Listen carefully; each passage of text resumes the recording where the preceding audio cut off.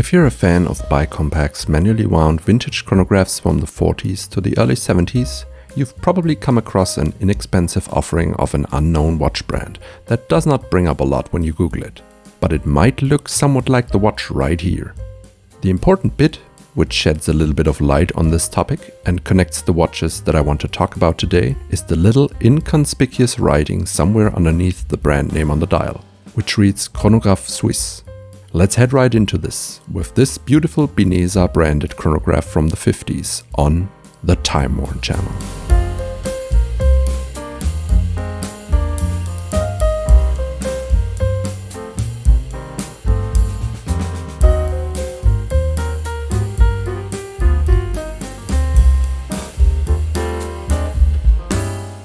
What I mentioned before also applies to this watch right here. Unfortunately, I am not able to tell you anything about Binesa itself, as there is virtually no information out there as far as my research goes. But what I can tell you is the interesting story of the brand that is always mentioned on the dials as well. Before digging into this, I always thought that Chronograph Suisse is just a marketing phrase to unmistakably let you know that you're buying a Swiss quality product, something along the lines of the small Swiss made at 6 o'clock. But there's so much more to it, as Chronograph Suisse is a company or label of its own, which existed since the 1940s.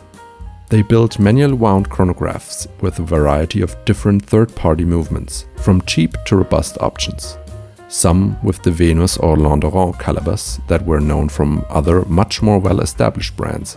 The unique part is that they not only released it under their own name, but provided the option to just have any company, jeweler or watch brand name printed on the finished timepiece, which led to this huge variety of brands which is available on the vintage watch market today. Many of them sharing the same type of hands, dials, font styles, etc. Many of them very much recognizable if you're familiar with that connection. They were available in stainless steel, but also plated and solid gold. And as the story goes, these watches were popular gifts and were sold to tourists visiting Switzerland like hotcakes. Brands that were supplied by Chronograph Suisse, among probably a lot more, Scopas, Sada, Dionys, Treffer Genève, Javille, Lea, Carol, Gallia, Loyal or Loyal, Ultimor, Olympic and Binesa, etc. etc. Nonetheless, I guess I'm repeating myself with this part a lot. All the previously mentioned brands, alongside Chronograph Suisse, went under during the quartz crisis. The latter had sort of a reboot in 2010 with a totally different style, like the Chronograph Suisse Mangusta Supermechanica Stupenda. Sorry for the pronunciation. Again powered by third-party movements. But that has to be mainly thought of as a completely different company now, only sharing the same name. Thus, let's head into the details of this beauty from Chronograph Suisse's heyday. It has an 18-karat rose gold case with a diameter of 38mm, lug-to-lug of 45mm, and a slim 12mm in height with the domed acrylic crystal on it. A bit small for my taste on my 17.5 or 7-inch wrist. In fact, it's one of my wife's watches, but one that I would consider to borrow on occasion when I fancy a more dressy, golden piece. The lug width is 20mm, and I have it on a black aftermarket leather strap with a rose gold colored pin buckle. It is quite light with 51 grams, including the leather strap, which is comparable to my Zima in that regard. The non-screw-down crown seems to be made of brass, so maybe it's a replacement part or it was only plated from the start. The start and stop pushers work a bit different with this movement. The upper one only starts the measurement, while the bottom one stops and resets it. Usually the lower pusher is only responsible for resetting the watch. That mechanic needs a bit of getting used to. On the face, a beautiful black dial with only golden typography aside from the white Binesa logo, which was probably added separately. The thin tachymeter scale adds that sporty look that I love in these otherwise quite classical pieces. That sporty look is underlined by the red chrono seconds hand that really pops. The alpha or lance hands somewhat blend in with the dial at times, but really stand out if the light hits them at the right angle.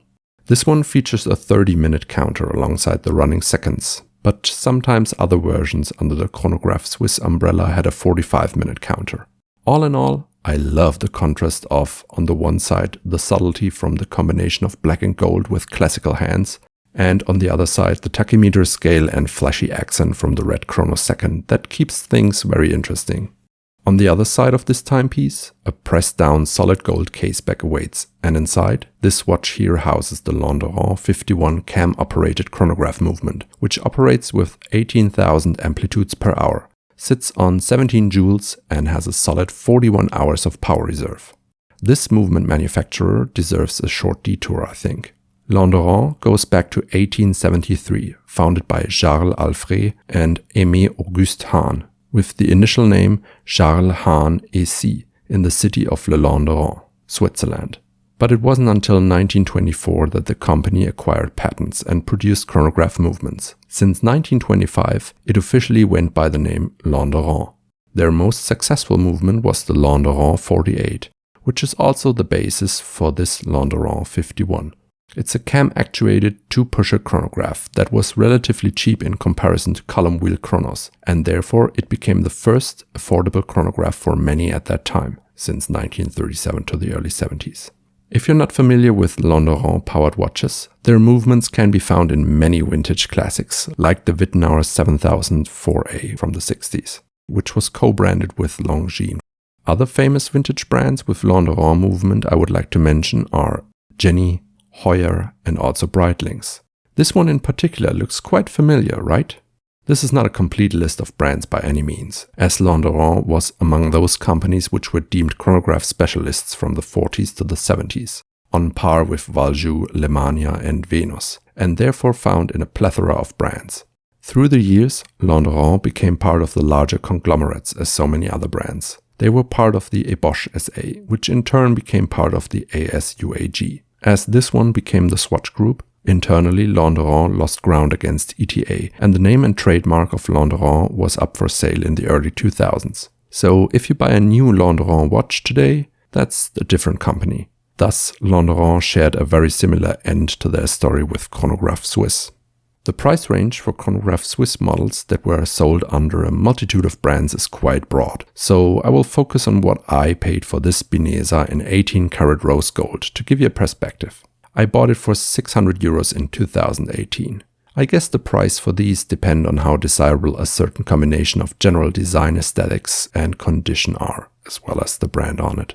To be clear, this one came without a box or papers. I bought this watch not knowing who Binesa or even Chronograph Suisse were. I bought it solely based on the movement inside and the beauty of its case and dial. So for me, researching and finding these deep running roots not under the name of Binesa, but rather Chronograph Suisse was quite the surprise. The vintage watch world keeps on giving, even or especially when delving into its nooks and crannies. If you've enjoyed this one, you could probably be interested in the story of Sima and the famous Venus caliber inside. Or maybe something a little bit more sporty with this Lemania-powered Eberhard & Co. Thank you for watching the Time Worn channel, and thus helping me share a different, less mainstream side of this hobby. Hope to see you in the next one.